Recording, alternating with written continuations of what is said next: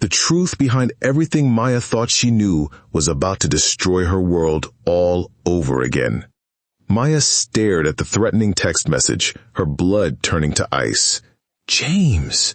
Someone was threatening James, the one person who'd helped her believe in love again after David's betrayal. Sophie, who sent this? Maya's voice was barely a whisper, but Sophie had gone pale, her eyes fixed on something behind Maya. We need to leave now. Hold on. Before we dive into this story, have you subscribed yet? Hit that button for more amazing stories and mark the register by commenting which country you're watching from. Today's shout-out is for Charm Sleek in Louisville. Thank you for watching and commenting. Now, back to the story of the day. Sophie grabbed Maya's arm, pulling her toward the diner's back exit. He found us. Who found us? Sophie, what's going on? But Sophie was already pushing through the rear door, dragging Maya into the dark alley behind the diner. The cold night air hit Maya's face like a slap, and she finally pulled free from Sophie's grip. I'm not going anywhere until you tell me what's happening. Who's threatening James? Who orchestrated David's decision to leave me? Sophie looked over her shoulder nervously, then turned back to Maya with tears streaming down her face. Your father. The words hit Maya like a physical blow. She stumbled backward, her mind rejecting what she just heard. That's impossible. My father's been dead for 10 years. No, Maya. He's alive, and he's been watching you this entire time. Maya's legs gave out, and she collapsed against the brick wall of the alley. Her father, Roberto Torres, had supposedly died in a car accident when she was 19. She'd mourned him, missed him, built her entire life around the memory of the man who taught her to be strong and independent. You're lying. I saw his body. I went to his funeral. Sophie knelt down beside her, her voice urgent and desperate. That wasn't your father. Your real father has been in witness protection for the past decade. He testified against a major crime family, and they've been hunting him ever since. The man who died in that crash was someone else, someone who looked like him, someone the FBI used to fake his death. Maya's world spun around her. Nothing made sense anymore. Why would he do this to me? Because he loves you. Because he's been protecting you from a distance, making sure the crime family never found out you existed. But when you got engaged to David, when your life became public, he knew they'd eventually discover you were his daughter. Sophie pulled out another envelope, this one sealed with Maya's name written in familiar handwriting, her father's handwriting.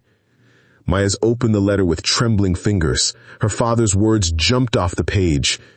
My dearest Maya, by the time you read this, you'll know the truth about who I really am and why I had to disappear from your life. Every day for the past 10 years, I've watched you from the shadows, proud of the incredible woman you've become. But my past finally caught up with both of us. Someone discovered my real identity and my connection to you. They knew that if the Castellano crime family found out Roberto Torres had a daughter, they would use you to get to me. They would hurt you in ways I can't even imagine. So when this person offered me a choice, help them destroy your wedding or watch them expose both of us to the Castellanos, I made the only decision I could live with. I chose to break your heart to save your life. Maya's hands shook as she continued reading. I forced David to choose between marrying you and putting you in danger, or leaving you and keeping you safe.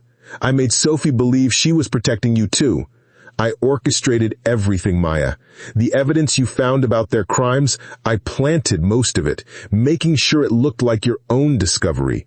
I wanted them to go to prison because it was the only way to keep you safe from whoever was blackmailing all of us. But now that person has revealed themselves, and I'm running out of options. If something happens to me, know that everything I did was out of love. You are the best thing I ever did with my life, and I would do anything, even become the villain in your story, to protect you. Maya looked up at Sophie through her tears. Who's blackmailing him? Who's behind all of this? Sophie's answer came out in a broken whisper. Someone you trust completely. Someone who's been in your life this whole time, pretending to care about you while orchestrating your destruction. Before Maya could ask who, footsteps echoed in the alley. A figure emerged from the shadows, slow and deliberate, like a predator who knew its prey had nowhere to run. Maya's heart stopped when she saw who it was. Detective Rivera. The man who'd helped her bring down David and Sophie. The man she trusted with the evidence that destroyed their lives. "Hello, Maya," he said, his voice different now, colder. "I see you finally started putting the pieces together." "You?" Maya struggled to her feet, her mind reeling. "You're the one who's been doing this?" Rivera smiled, but there was no warmth in it. "For 3 years I've been building this perfect revenge. Did you really think it was coincidence that you found all that evidence so easily, that everything fell into place so perfectly? But why? What did I ever do to you? It's not what you did, Maya. It's what your father did. 20 years ago, Roberto Torres testified against my brother. My brother died in prison because of your father's testimony.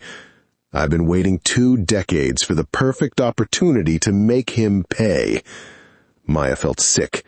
"So you destroyed my life to hurt him." "I destroyed your happiness to show him what loss feels like. But that wasn't enough. I wanted him to suffer the way I suffered, watching someone he loved be destroyed piece by piece." Sophie stepped protectively in front of Maya. "You said you'd leave her alone if we went to prison. You promised." "I lied." Rivera pulled out a gun, pointing it casually at both women. "Just like I lied about everything else. David's suicide wasn't really suicide, by the way. I helped him along when he started getting too guilty, threatening to tell you the truth." Maya's world collapsed completely. David hadn't killed himself out of guilt. He'd been murdered. "And now," Rivera continued, "we're going to stage a touching reunion between Maya and her long-lost father, right before I kill you both." "James?" Maya whispered, remembering the threatening text. "What did you do to James?" "Nothing yet, but he's tied up in your house waiting for you to come home. Don't worry, if you cooperate, I'll make it quick for him, too." Maya's phone buzzed with another text, this one from James's number. "Maya, where are you? There's someone in the house. I'm scared. Please come home." "I sent that one myself. Amazing what you can do with someone's phone when they're unconscious." Rage replaced fear in Maya's chest. She'd lost David, lost Sophie's friendship, lost 5 years of her life to this man's twisted revenge. She wouldn't let him take James, too. "Sophie," Maya said quietly, "when I say run, you run." "Maya, no!" "You owe me that much." Rivera was still talking, explaining his elaborate plan, savoring his moment of triumph. He didn't notice Maya slowly reaching into her purse, fingers finding the small device she always carried, a panic button connected directly to her security firm's emergency response team. She pressed it just as she launched herself at Rivera, screaming for Sophie to run. The gun went off, echoing through the alley like thunder. Maya felt burning pain tear through her shoulder, but she kept fighting, kept struggling for the weapon. Sophie was running, just like Maya had told her to, but she was running toward them, not away. "Maya!" Sophie grabbed a trash can lid and swung it at Rivera's head with all her strength. Rivera stumbled, the gun skittering across the concrete. Maya dove for it despite the agony in her shoulder, her fingers closing around the grip just as Rivera recovered and lunged for her. "Stop!" Maya pointed the gun at him with shaking hands. "It's over!" Rivera laughed, even with blood trickling down his face. "You think this ends with me, Maya? I've been planning this for 20 years. I have contingencies, people who work for me. Even if you kill me right now, James is already dead." Maya's finger tightened on the trigger, but sirens wailed in the distance. Her panic button had worked. Help was coming. "Maybe," she said steadily, despite the pain. "But you'll never know for sure." The police cars arrived just as Rivera made one last desperate lunge for the gun. Maya fired once, the bullet catching him in the leg and sending him crashing to the ground. As the paramedics worked on her shoulder, Maya watched Rivera being loaded into an ambulance under police guard. Sophie sat beside her, holding her uninjured hand. "Is it really over?" Sophie asked. Maya thought about her father, still out there somewhere, still running from a past that refused to let him go. She thought about James, who might or might not be safe. She thought about David, who died trying to protect her in his own twisted way. "I don't know," she said honestly, "but I'm going to find out." The real story was just beginning, and Maya realized she'd been living someone else's script for her entire adult life. It was time to write her own ending. But first, she had to save James, and then she had to find her father.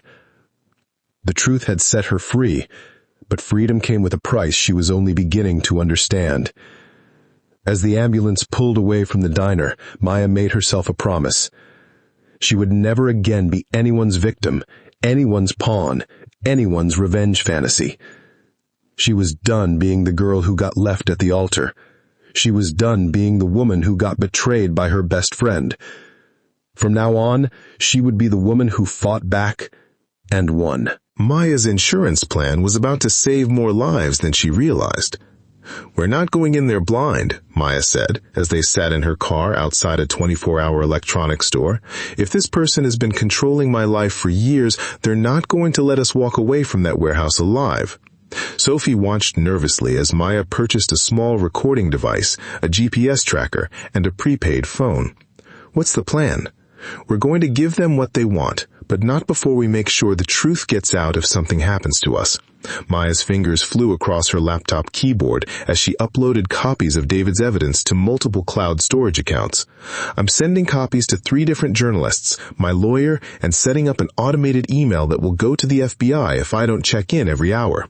"Maya, you're scaring me. This sounds like you're planning your own funeral." Maya paused in her preparations.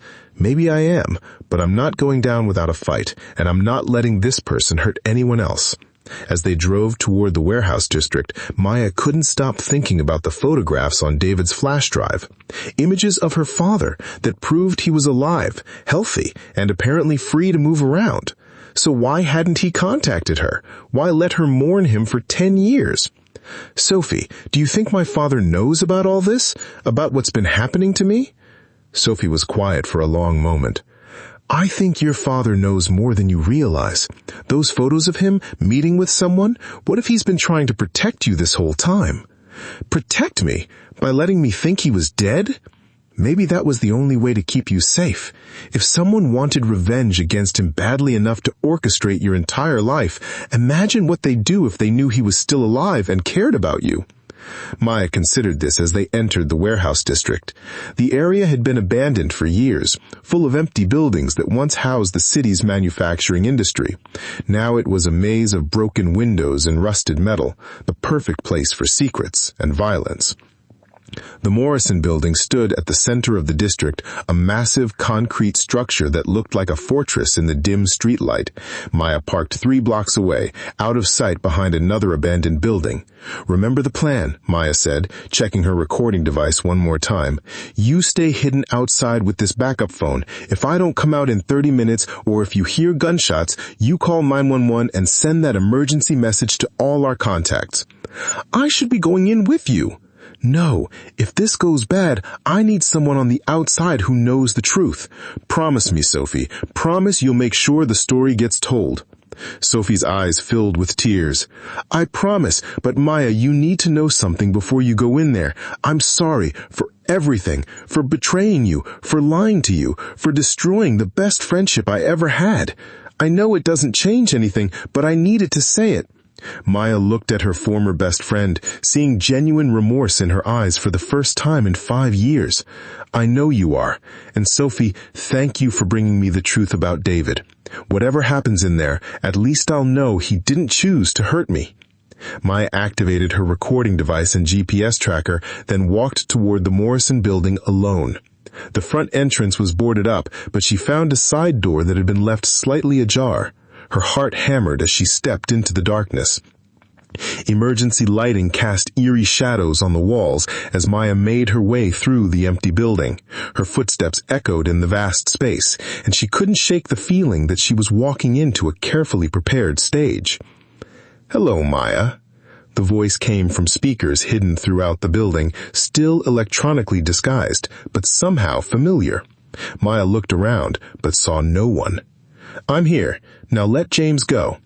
"Oh, we'll get to James soon enough, but first I want you to see something. Take the elevator to the 3rd floor."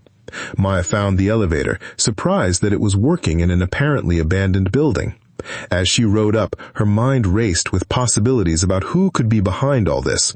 Someone with resources, someone who'd been planning this for years, someone who knew intimate details about her life. The elevator doors opened to reveal a space that had been transformed into something that made Maya's blood run cold. The entire floor had been converted into a surveillance center focused entirely on her. Dozens of monitors showed feeds from cameras that apparently had been watching her for years. Her apartment, her office, her favorite coffee shop, the gym where she worked out, every aspect of her private life had been documented and recorded. But the wall of photographs that truly horrified her. Hundreds of pictures of Maya going back to her college years, some taken from such close range that the photographer must have been standing just feet away. There were photos of Maya with David, with friends, with family members she hadn't seen in years.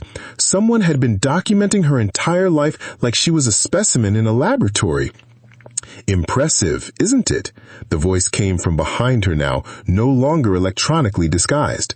Maya spun around and felt her world tilt completely off its axis. Standing in the doorway was Detective Rivera, the man who had helped her bring down David and Sophie 5 years ago. But he looked different now, older, harder, with eyes that held a cold satisfaction she'd never seen before. "You," Maya whispered. "You're the one who's been doing this?"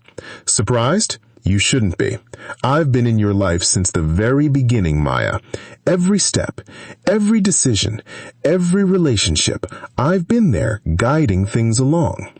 Maya's mind raced back to 5 years ago, remembering how helpful Detective Rivera had been, how he encouraged her investigation into David and Sophie's crimes, how he made sure their arrests and convictions went smoothly.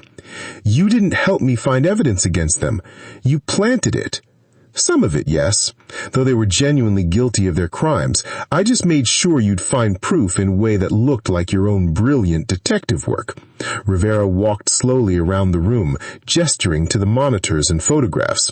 "You have no idea how satisfying it's been watching you think you were in control of your own story."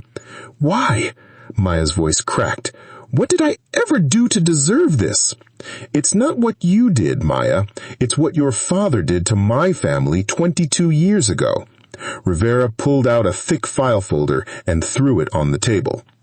Maya opened it with trembling hands and found herself looking at newspaper clippings from over a decade ago. The headlines told a story that Maya had never heard. "Police detective testifies against former partners. Corruption scandal rocks city police department. 3 officers dead in prison following testimony. Your father, Roberto Torres, was my partner for 6 years, Rivera said, his voice filled with old anger. "We worked narcotics together, and yes, we bent some rules. We took money from drug dealers, we looked the other way on certain operations, we lived a little better than we should have on a cop's salary." Maya stared at her father in his police uniform, looking young and serious as he testified before a grand jury. "Then the FBI came sniffing around, and your father got scared. Instead of protecting his partners, instead of staying loyal to the men who'd had his back for years, he cut a deal. He testified against all of us in exchange for immunity." Rivera's voice grew harder, more bitter. "My brother Louis was one of those partners. He got 15 years in federal prison because of your testimony. He lasted 8 months inside before someone stabbed him in the shower. Your father killed my brother as surely as if he'd held the knife himself." Maya felt sick as the pieces started to fall into place. "So you've been planning this revenge for over 20 years? Planning, Waiting, building my own career while keeping track of your father's every move. When he went into witness protection after testifying, I thought I'd lost my chance, but then I discovered he had a daughter. Rivera smiled coldly.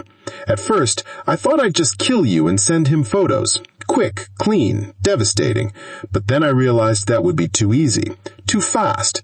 I wanted him to suffer the way I suffered, watching someone he loved be destroyed slowly, piece by piece.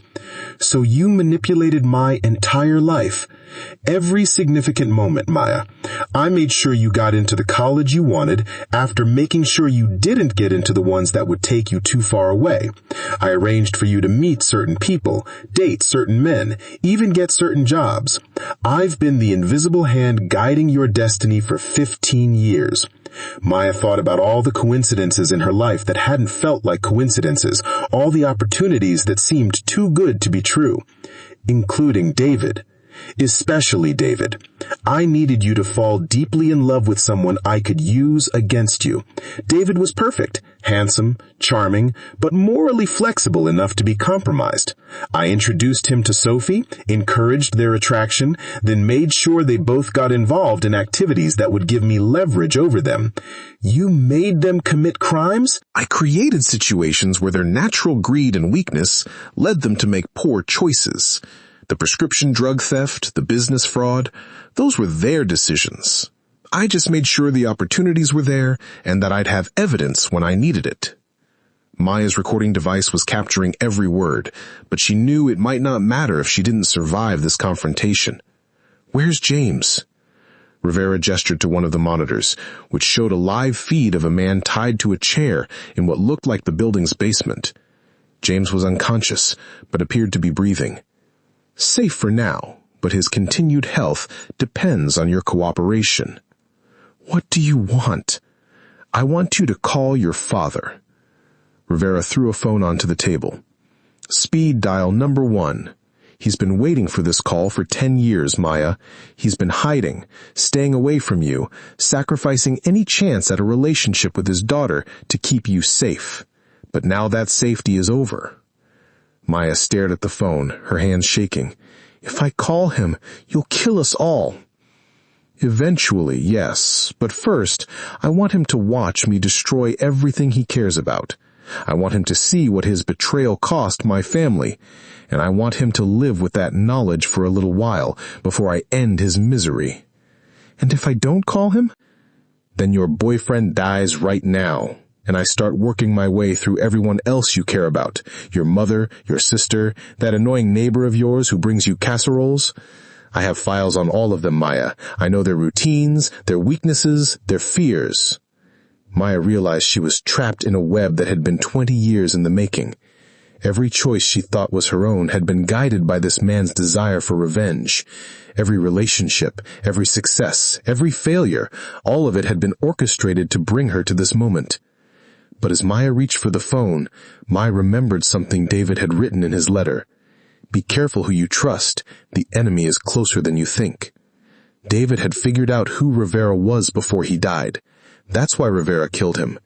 Not because David was going to confess to Maya about the wedding, but because David was going to expose Rivera's entire operation. You killed David because he discovered the truth about you.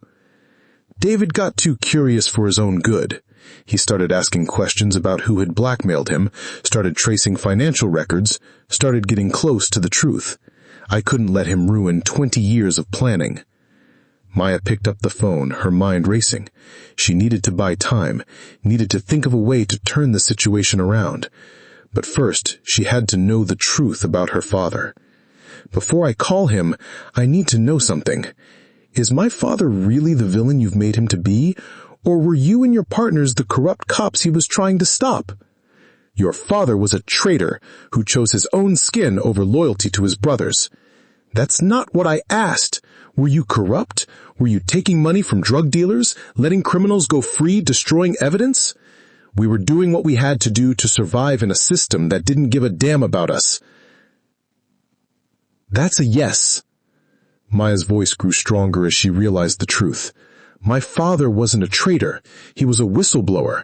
He was trying to stop police corruption, and you've spent 20 years destroying an innocent family because you couldn't accept that you were the bad guys. Your father destroyed lives with his testimony. Your father destroyed your own lives with your crimes. My father just made sure you faced consequences. Enough. Rivera's composure finally cracked. Call them now, or I put a bullet in your boyfriend's head. Maya looked at the phone in her hands, then at the monitor showing James tied up in the basement. She thought about Sophie waiting outside, about the evidence they'd uploaded to the cloud, and about the automated messages that would go out if she didn't check in. And she thought about her father, somewhere out there, who'd spent 10 years in hiding to protect her from this monster. Maya dialed the number. The phone rang twice before a familiar voice answered. Maya? Oh my God, is it really you? Hearing her father's voice after 10 years of believing he was dead broke something inside Maya's chest. Tears streamed down her face as she struggled to speak. Dad? Maya, listen to me carefully. I know why you're calling. I know Rivera has you. I've been watching him watch you for years, trying to find a way to stop him without putting you in danger. Rivera grabbed the phone and put it on speaker. Hello, Roberto. It's been a long time. Rivera. Her father's voice turned cold. Let my daughter go. Your fight is with me. My fight has always been with you, Roberto, but you made it about her when you chose to testify against your brothers. Everything that's happened to Maya, everything she suffered, is because of your choices. Maya, her father's voice was urgent now, I need you to know that everything I did to protect innocent people. Rivera and his crew weren't just taking bribes, they were working with drug dealers who were selling to kids, who were flooding our neighborhoods with poison. I couldn't stand by and watch anymore. Spare me the righteous speech. You destroyed my family. You destroyed your own lives with your crimes. My father just made sure you faced consequences. Enough! Rivera's composure finally cracked. Call him now, or I put a bullet in your boyfriend's head. Maya looked at the phone in her hands, then at the monitors showing James tied up in the basement. She thought about Sophie waiting outside, about the evidence they'd uploaded to the cloud, and about the automated messages that would go out if she didn't check in. And she thought about her father, somewhere out there, who'd spent 10 years in hiding to protect her from this monster. Maya dialed the number. The phone rang twice before a familiar voice answered. Maya? Oh my God, is it really you? Hearing her father's voice after 10 years of believing he was dead broke something inside Maya's chest. Tears streamed down her face as she struggled to speak. Dad? Maya, listen to me carefully. I know why you're calling. I know Rivera has you. I've been watching him watch you for years, trying to find a way to stop him without putting you in danger. Rivera grabbed the phone and put it on speaker. Hello, Roberto. It's been a long time. Rivera. Her father's voice turned cold. Let my daughter go. Your fight is with me. My fight has always been with you, Roberto, but you made it about her when you chose to testify against your brothers. Everything that's happened to Maya, everything she's suffered, is because of your choices. Maya, her father's voice was urgent now, I need you to know that everything I did to protect innocent people. Rivera and his crew weren't just taking bribes, they were working with drug dealers who were selling to kids, who were flooding our neighborhoods with poison. I couldn't stand by and watch anymore. Spare me the righteous speech. You destroyed my family. You destroyed your own lives with your crimes. My father just made sure you faced consequences. Enough! Rivera's composure finally cracked. Call him now, or I put a bullet in your boyfriend's head. Maya looked at the phone in her hands, then at the monitors showing James tied up in the basement. She thought about Sophie waiting outside, about the evidence they'd uploaded to the cloud, and about the automated messages that would go out if she didn't check in. And she thought about her father, somewhere out there, who'd spent 10 years in hiding to protect her from this monster. Maya dialed the number. The phone rang twice before a familiar voice answered. Maya? Oh my God, is it really you? Hearing her father's voice after 10 years of believing he was dead broke something inside Maya's chest. Tears streamed down her face as she struggled to speak. Dad? Maya, Listen to me carefully. I know why you're calling. I know Rivera has you. I've been watching him watch you for years, trying to find a way to stop him without putting you in danger. Rivera grabbed the phone and put it on speaker. Hello, Roberto. It's been a long time. Rivera. Her father's voice turned cold. Let my daughter go. Your fight is with me. My fight has always been with you, Roberto, but you made it about her when you chose to testify against your brothers. Everything that's happened to Maya, everything she's suffered, is because of your choices. Maya, her father's voice was urgent now, I need you to know that everything I did to protect innocent people. Rivera and his crew weren't just taking bribes, they were working with drug dealers who were selling to kids, who were flooding our neighborhoods with poison. I couldn't stand by and watch anymore. Spare me the righteous speech. You destroyed my family. You destroyed your own lives with your crimes. My father just made sure you faced consequences. Enough. Rivera's composure finally cracked. Call him now, or I put a bullet in your boyfriend's head. Maya looked at the phone in her hands, then at the monitor showing James tied up in the basement. She thought about Sophie waiting outside, about the evidence they'd uploaded to the cloud, and about the automated messages that would go out if she didn't check in. And she thought about her father, somewhere out there, who'd spent 10 years in hiding to protect her from this monster. Maya dialed the number. The phone rang twice before a familiar voice answered. Maya? Oh my God, is it really you? Hearing her father's voice after 10 years of believing he was dead broke something inside Maya's chest. Tears streamed down her face as she struggled to speak. Dad? Maya, listen to me carefully. I know why you're calling. I know Rivera has you. I've been watching him watch you for years, trying to find a way to stop him without putting you in danger. Rivera grabbed the phone and put it on speaker. Hello, Roberto. It's been a long time. Rivera. Her father's voice turned cold. Let my daughter go. Your fight is with me.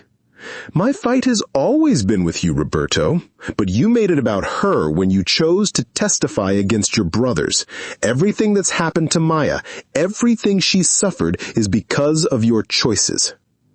Maya, her father's voice was urgent now. I need you to know that everything I did to protect innocent people. Rivera and his crew weren't just taking bribes. They were working with drug dealers who were selling to kids, who were flooding our neighborhoods with poison. I couldn't stand by and watch anymore. Spare me the righteous speech. You destroyed my family. You destroyed your own family the moment you decided to put money over justice. Maya watched Rivera's face twist with rage and realized this was her chance. While he was focused on her father, distracted by 20 years of anger, she could act. But she needed to be smart about it. Rivera was armed and dangerous, and James was still trapped in the basement. One wrong move, and they'd all be dead. Dad, Maya said quietly, I need you to know that I love you. I've missed you every day for 10 years. I love you too, sweetheart, and I'm so proud of the woman you've become. Rivera raised his gun, pointing it at Maya's chest. Enough. This touching reunion ends now. But as Rivera's finger tightened on the trigger, Maya heard something that made her heart leap with hope. Sirens. Multiple sirens getting closer by the second. Rivera heard them too, his eyes widening with surprise and anger. What did you do? Maya smiled through her tears. I told you I had insurance. My backup plan wasn't just about the evidence. It was about timing. Sophie's been monitoring police scanners. The moment I didn't check in on schedule, she called in a hostage situation at this exact address. The building's first floor suddenly echoed with shouts and heavy footsteps. Rivera spun toward the sounds, momentarily distracted. It was the opening Maya had been waiting for. She lunged forward, grabbing Rivera's gun hand and forcing it upward as it discharged into the ceiling. They struggled for control of the weapon, Rivera's superior strength gradually overwhelming her. But Maya had one advantage Rivera didn't know about. All those self-defense classes she'd taken after her life fell apart 5 years ago. All those hours in the gym rebuilding her confidence and strength. She used Rivera's momentum against him, spinning away from his grip and delivering a knee to his solar plexus that doubled him over. The gun skittered across the floor as Rivera gasped for breath. Maya dove for the weapon just as the elevator doors opened and SWAT officers poured into the room. "Drop your weapons! Everyone on the ground!" Maya immediately raised her hands, the gun held by the barrel to show she wasn't a threat. "I'm the victim. The suspect is down." As the officers secured Rivera and began checking the room, Maya's phone rang. Her father's voice came through, desperate and worried. Maya, are you okay? I heard gunshots." "I'm okay, Dad. The police have Rivera, but James is in the basement. We need to get him medical attention." As paramedics rushed past her toward the basement, Maya sank into a chair, her adrenaline finally giving way to exhaustion. It was over. 20 years of planning, 5 years of manipulation, and it was finally over. But even as relief flooded through her, she knew this was only the beginning. She'd learned the truth about her father, about Rivera's corruption, about the web of lies that had shaped her entire adult life. Now came the hard part, figuring out who she really was when she wasn't living someone else's story.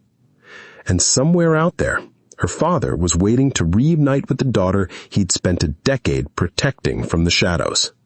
The puppet master's web was finally broken, but Maya's real journey was just beginning. "I'm sorry to interrupt," Agent Chen said, "but we have developments. Rivera's talking, trying to cut a deal. He's naming names, providing evidence about the corruption network." "What kind of deal?" Maya asked. "Reduced sentence in exchange for cooperation. The thing is, his testimony could help us take down a lot of bad cops, but it would also mean he might not spend the rest of his life in prison." Maya felt anger surge through her. "After what he did to my family, to David, to Sophie, to James, he gets to bargain his way out of consequences? The justice system isn't perfect, but his information could prevent other families from going through what you've experienced." Roberto put his hand on Maya's shoulder. "It's your choice, mija. You're the victim here. If you want to oppose the deal, we'll support you." Maya thought about everything Rivera had stolen from her. Her trust, her innocence, her ability to love without reservation. She thought about David, who died trying to protect her. She thought about Sophie, who'd spent years in prison for crimes she'd been manipulated into committing. But she also thought about other families who might be destroyed by corrupt cops if Rivera's network wasn't exposed. What would the deal look like? 25 to life instead of life without parole. He'd serve at least 25 years before being eligible for parole, and he'd have to testify against at least 15 other officers. Maya was quiet for a long moment. "I want to talk to him first." "Maya, no," Roberto said immediately. "I won't let you face him again." "I need to. I need to look him in the eye and make sure he understands what he did. If I'm going to agree to this deal, I want him to hear directly from me what his revenge cost." Agent Chen looked uncertain. "It's not standard procedure." "Nothing about this case has been standard. I've been Rivera's victim for 5 years. I think I've earned the right to speak to him face to face." 2 days later, Maya sat across from Rivera in an FBI interrogation room. He was wearing an orange jumpsuit and handcuffs, looking older and smaller than he had in the warehouse. But his eyes still held the cold intelligence that had orchestrated her suffering. "Hello, Maya. I heard you're considering supporting my plea deal. I'm here to make sure you understand what you're asking for. You want leniency in exchange for cooperation. But before I agree to that, I want you to hear about the lives you destroyed." Rivera leaned back in his chair. "I'm listening." Maya had prepared for this moment, but actually facing Rivera again was harder than she'd expected. She thought about David's suicide note, about Sophie's years in prison, about James tied up in that basement. David Morales didn't deserve to die. He was a flawed person who made bad choices, but he was trying to protect me in the end. You murdered him because he was going to expose your scheme. David was weak. He couldn't handle the pressure. David was human. He made mistakes, but he was trying to make things right. You killed him to protect your revenge fantasy. Maya continued, her voice growing stronger. Sophie Rodriguez spent 3 years in prison for crimes you encouraged her to commit. She lost her career, her reputation, her freedom. She's trying to rebuild her life now, but she'll never fully recover from what you put her through. Sophie made her own choices. Sophie was a vulnerable person struggling with addiction, and you exploited that vulnerability for your own purposes. Maya leaned forward, looking directly into Rivera's eyes. And James Mitchell almost died because of your obsession with hurting my family, an innocent man who'd never done anything except love me. For the first time, Rivera showed something that might have been regret, but it was gone quickly. And me. You stole 5 years of my life. You made me doubt my own judgment, my ability to trust people, my worth as a human being. You turned me into someone I didn't recognize. Suspicious, angry, isolated. You survived. You're stronger now. I survived despite you, not because of you, and the strength I gained came from overcoming the trauma you deliberately inflicted on me. Maya stood up, looking down at the man who'd controlled her life for so long. But here's what you need to understand, Rivera. Your revenge failed.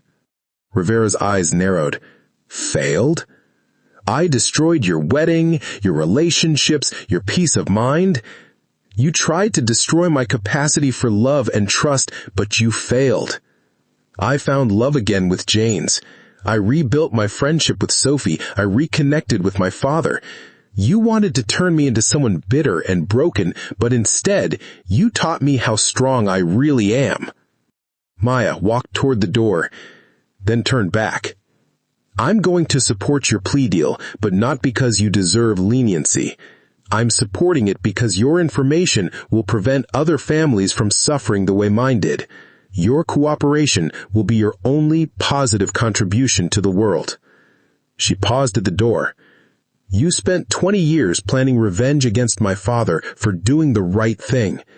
But in the end, all you accomplished was proving that he was right to stand up against corruption. You're exactly the kind of cop he was trying to stop. As Maya left the interrogation room, she felt something she hadn't experienced in years. Complete freedom from Rivera's influence. He was no longer the puppet master pulling strings in her life. He was just a broken old man in a prison cell, facing the consequences of his own choices.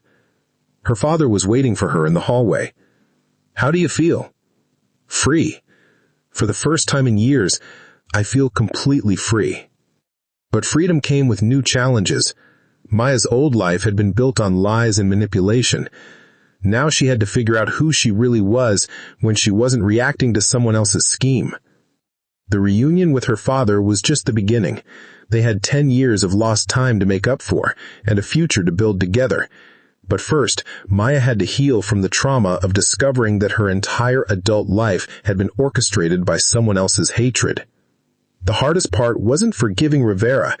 It was forgiving herself for not seeing the truth sooner. But as she walked out of the FBI building with her father beside her, Maya realized that healing was possible. She'd spent 5 years thinking she was the author of her own revenge story.